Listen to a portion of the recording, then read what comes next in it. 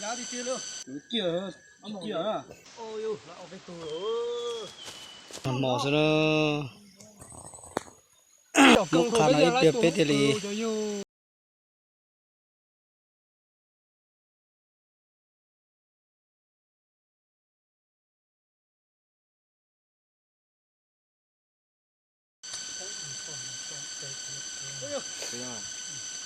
Nhà đi chưa luôn. Lại ôn nhiều. Chia nhiều nó hơn. Đi luôn. tôi có thân bò Ôi giời.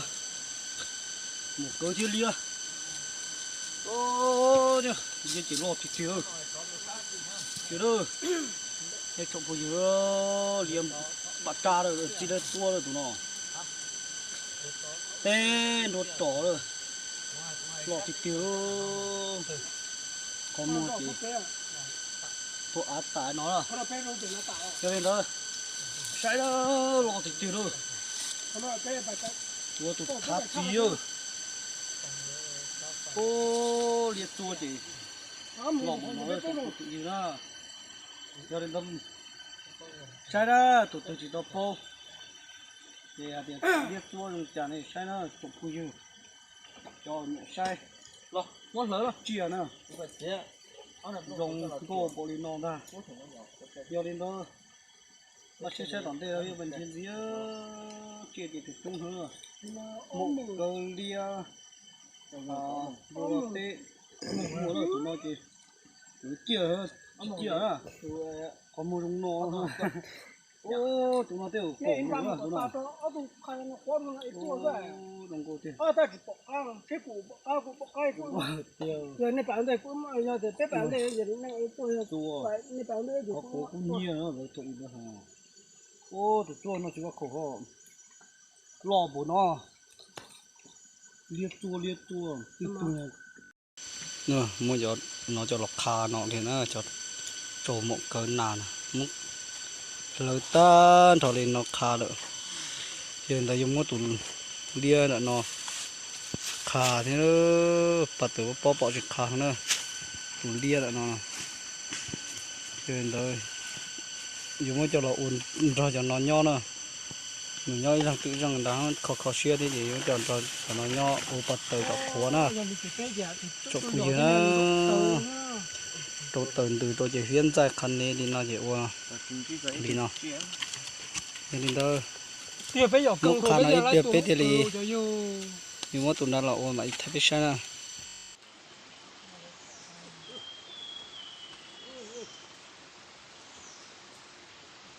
Ôi ôi, lại ở cái tù rồi. Gì rồi, rõ rồi. Tô. Nà. Một cớ đi chứ rồi. Tô rồi, ô tù. Tô. Ô tù một cớ. Đi dùng trông rồi. Cái chơi dùng lọt thì rồi. Một cái tù. Đi dùng bóng thơ. Ô. Nhã thì kia được. Lấy pro chỉ tụt tô nó mà. Một cớ rồi. Tô lọt thì rồi, tô đua. Tô như thế này. Sai đó. Tô chỉ lọt thì rồi, tô một cớ. Ôi ơi. Đặt nó phục khỏi cái chủ rồi. Chủ có lọt trong tô nữa. Ôi nó thiếu.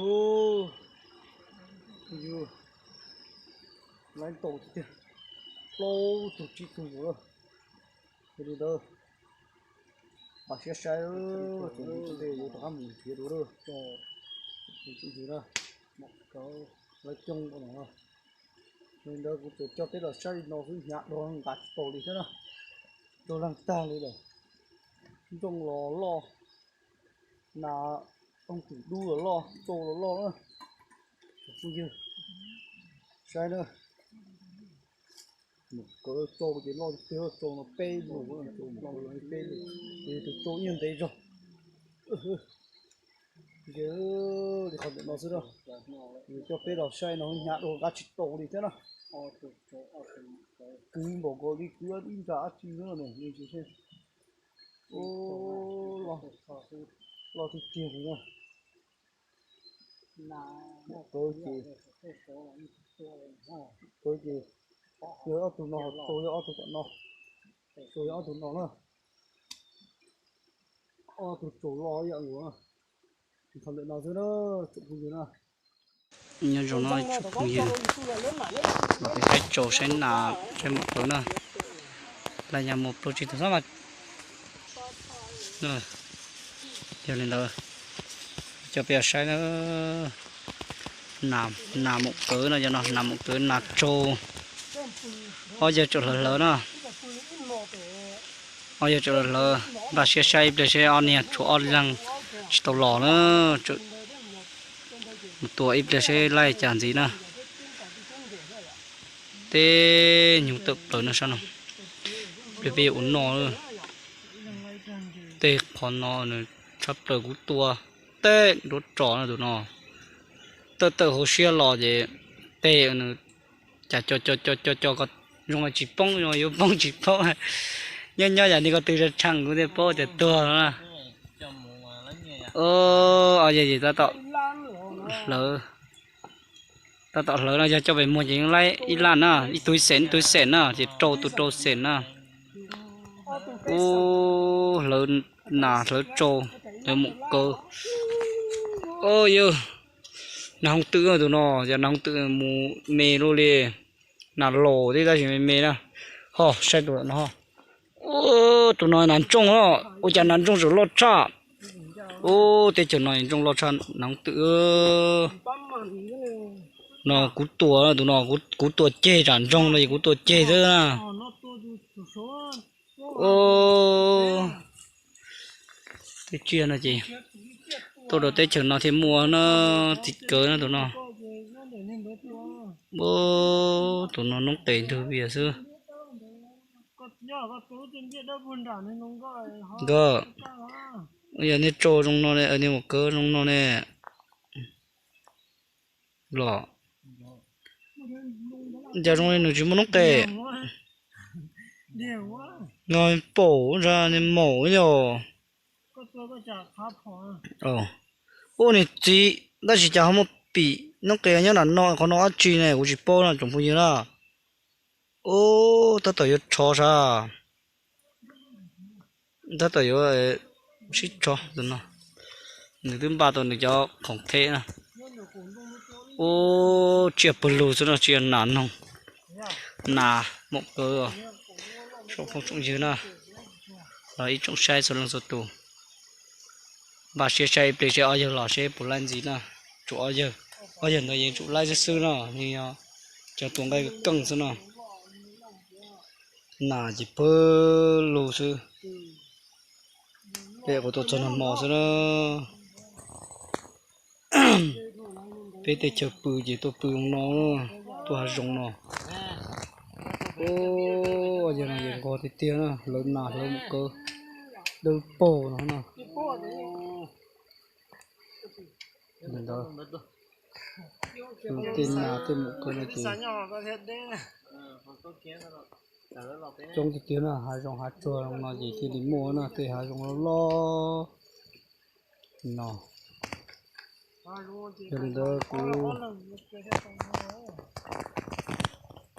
nhưng nó gần lớn nữa nó gần lớn cho gọt tạp đi mà đi cho mình chia tua đó đó thì chia là gì cái tôi lấy món nó nè cái tôi là món chúng con giờ rồi tôi chả giờ được số tuần trò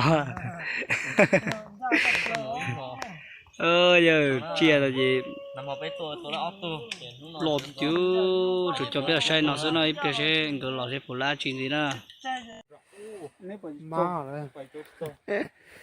đó tôi lấy cái gì nhỉ nó non đấy rồi tiêu chúa cua cứ vậy tao ra đây chỉ chắc cua chúa bỏ nó tiếng tú mà mới thò đồng chơi sai đùa thổ nó thổ chúng úp bay rồi chạy đôi giờ đi ô cho đặt hành trí tôi nó không phải cho hồ đủ tí tiêu tua chạy đôi giờ đi ít sao có một chút tôi sao có một hò cú chạy đôi giờ đi nhìn lọt ta tôi phụ sổ uôn à cú chạy đôi giờ đi ô nó chơi nó đùa tôi làm một chân lù à tôi nó ô lá đại dữ à thì cho nên là một cối này hả một cối chỉ cối nó lọt một chiều một cối thì lò phải xí nữa tê của